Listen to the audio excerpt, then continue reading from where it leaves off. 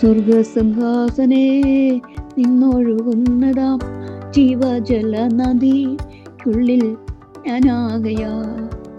സ്വർഗസിംഹാസനേ നിന്നൊഴുകുന്നതാം ജീവജല നദിക്കുള്ളിൽ ഞാനാകയാ. ആനന്ദത്താൽ മനം തിങ്ങി നിറയുന്നേ, വർണ്ണിക്കുവാൻ പാരിൽ സാധ്യമല്ലാരാലും.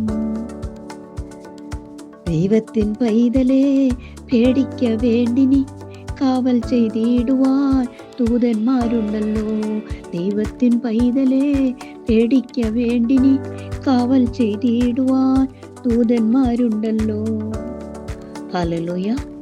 ദൈവത്തിരുനാമത്തിന് മഹത്വം ഉണ്ടാകട്ടെ. ദൈവത്തിൻ്റെ വൻകൃപയാൽ വീണ്ടും നമുക്ക് കൃപാനോക യൂട്യൂബ് ചാനലിലൂടെ ജീവന്റെ വചനം ശ്രവിക്കുവാൻ അവസരം ഒരുക്കി തന്ന ദൈവത്തിന് കോടാനുകോടി സ്തോത്രം നന്ദി അർപ്പിച്ചുകൊണ്ട് എല്ലാവർക്കും സ്നേഹവന്ദനം അറിയിക്കട്ടെ. എല്ലാവരും സന്തോഷമായി ആനന്ദമായിരിക്കുന്നു, സുഖമായിരിക്കുന്നു എന്ന് പൂർണ്ണമായി കർത്തൃനാമത്തിൽ വിശ്വസിക്കുന്നു. ദൈവം നമ്മെ അനുഗ്രഹിക്കട്ടെ. നമുക്ക് ഇന്ന് ജീവനുള്ള വചനത്തോടെ സഞ്ചരിക്കാം. സദൃശ്യവാക്യം 25 അധ്യായം അതിൻ്റെ 5 തിരുവചനം ഇപ്രകാരം നമുക്ക് കാണാം. രാജസന്നിധിയിൽ നിന്ന് ദുഷ്ടനെ നീക്കിക്കളഞ്ഞാൽ അവന്റെ സിംഹാസനം നീതിയിൽ സ്ഥിരപ്പെടും. ഹല്ലേലൂയ. നീതിയിൽ സ്ഥിരപ്പെടും. ആരെയാണ് നീക്കിക്കളയേണ്ടത്? ദുഷ്ടനെ നീക്കിക്കളഞ്ഞാൽ അവന്റെ സിംഹാസനം നീതിയിൽ സ്ഥിരപ്പെടും. ദൈവത്തിൻ്റെ വൻകൃപയാൽ ദൈവത്തിൻ്റെ വചനം നമ്മെ എന്തുമാത്രം വഴി നടത്തുന്നു എന്നോർക്കുമ്പോൾ കോടാനുകോടി സ്തോത്രം നന്ദി അർപ്പിക്കട്ടെ. 23 അധ്യായം 15 തിരുവചനം സദൃശവാക്യത്തില് ഇവിടെ കാണാം. മകനെ, നിന്റെ ഹൃദയം ജ്ഞാനത്തെ പഠിച്ചാൽ എൻ്റെ ഹൃദയം സന്തോഷിക്കും. നിന്റെ അധരം നേർ സംസാരിച്ചാൽ എൻ്റെ അന്തരംഗങ്ങൾ ആനന്ദിക്കും. നിന്റെ ഹൃദയം പാപികളോട് അസൂയപ്പെടരുത്. നീ എല്ലായ്പ്പോഴും യഹോഭക്തിയോടെ ഇരിക്കുക, ഒരു പ്രതിഫലം ഉണ്ടാകും നിശ്ചയം. നിന്റെ പ്രത്യാശയ്ക്ക് ഭംഗം വരികയില്ല എന്ന് ദൈവത്തിൻ്റെ വചനം നമ്മോട് ആഹ്വാനം ചെയ്യുകയാണ്. എന്തിനാണ് ഈ തിരുവചനം നാം അതേ വഴിയിലൂടെ സഞ്ചരിക്കുന്നതെന്നല്ലേ? കർത്താവിൻ്റെ വൻകൃപയാൽ ദൈവത്തിൻ്റെ സ്വന്തം നാടായ കൊച്ചു കേരളത്തെ ഭരിക്കുവാൻ ദൈവം തിരഞ്ഞെടുത്ത് നിയോഗിച്ച എത്രയും പ്രിയങ്കരനായ VD സതീശൻ മുഖ്യമന്ത്രിക്ക് വേണ്ടി ദൈവത്തെ കോടാനുകോടി സ്തോത്രം നന്ദി അർപ്പിക്കുകയാണ്. കാരണം എന്തെന്നല്ലേ? ആവർത്തന പുസ്തകം 32 അധ്യായം 2 തിരുവചനം ഇപ്രകാരം കാണാം. മഴ പോലെ എൻ്റെ ഉപദേശം പൊഴിയും, എൻ്റെ വചനം മഞ്ഞു പോലെയും ഇളം പുല്ലിന്മേൽ പൊടി മഞ്ഞു പോലെയും സസ്യത്തിന്മേൽ മാരി പോലെയും ചിരിയും. ഞാൻ യഹോവയുടെ നാമം ഘോഷിക്കും. നമ്മുടെ ദൈവത്തിന് മഹത്വം കൊടുപ്പീൻ.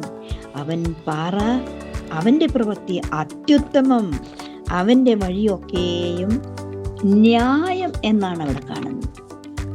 അവൻ വിശ്വസ്തതയുള്ള ദൈവം, വ്യാജമില്ലാത്തവൻ, നീതിയും നേരുമുള്ളവൻ തന്നെ.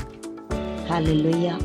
ഈ വചനത്താൽ നിറച്ചുകൊണ്ടിരിക്കുന്ന നമ്മുടെ മുഖ്യമന്ത്രിയെ ദൈവത്തിൻ്റെ തണലില് ആ കരങ്ങൾക്ക് കീഴെയാണെന്ന് ഉറപ്പോടെ ധൈര്യത്തോടെ തന്നെ ജനത്തോട്, ദേശത്തോട്, ലോകത്തോട് വിളിച്ചു പറയുവാൻ തിരഞ്ഞെടുത്ത പ്രിയങ്കരനായ മുഖ്യമന്ത്രിയെ പ്രതി ദൈവത്തിന് കോടാനുകോടി സ്തോത്രം നന്ദി അർപ്പിക്കുകയാണ്. ജീവനുള്ളതായ വചനം അതെ പൊഴിച്ചു തരുന്ന ദൈവം പരിശുദ്ധാത്മാവിൽ നിറയ്ക്കും. ഗോലിയാത്തിനെ തകർക്കണമെങ്കിൽ ഒരു ദാവീദ് വേണമായിരുന്നു. ശത്രുവാകുന്ന സാത്താനെ തോൽപ്പിക്കുവാൻ തക്കവണ്ണം സ്വർഗത്തിലെ ദൈവം ദാവീദിനെ തിരഞ്ഞെടുത്തെങ്കിൽ അതെ സർവശക്തനായ യേശു തമ്പുരാന്റെ ജീവന്റെ വചനം നമ്മോട് ആഹ്വാനം ചെയ്തു. അതെ, എന്നിൽ വിശ്വസിക്കുന്നവന്റെ ഉള്ളിൽ നിന്ന് തിരുവെഴുത്ത് പറയും പോലെ ജീവജല നദി ഒഴുകുമെന്ന് പറഞ്ഞ ജീവന്റെ വചനത്താൽ തൻ്റെ മകനെ വിളിച്ച് ദൈവം നടത്തുന്ന ദൈവം കൈപിടിച്ച് നടത്തുന്നു, ദൈവത്തിന്റെ തണലിൽ നടത്തുന്നു.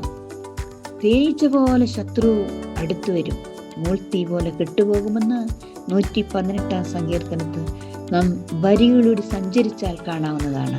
ആയതുകൊണ്ട് സന്തോഷത്തോട്, മാനത്തോട്, സ്നേഹത്തോട്, ഒരുമയോടുകൂടെ നമ്മെ ഒരിടയിനും ഒരു തൊഴുത്തുമാകുമെന്ന് അരുളി ചെയ്ത കർത്താവ് തൻ്റെ ഭക്തനിൽ കൂടി ദേശത്തോടെ ദൈവത്തിൻ്റെ വചനം ഘോഷിക്കുന്നു, നീതിയോടെ ഭരിക്കുന്നു, സമാധാനത്തോടെ, സന്തോഷത്തോടെ.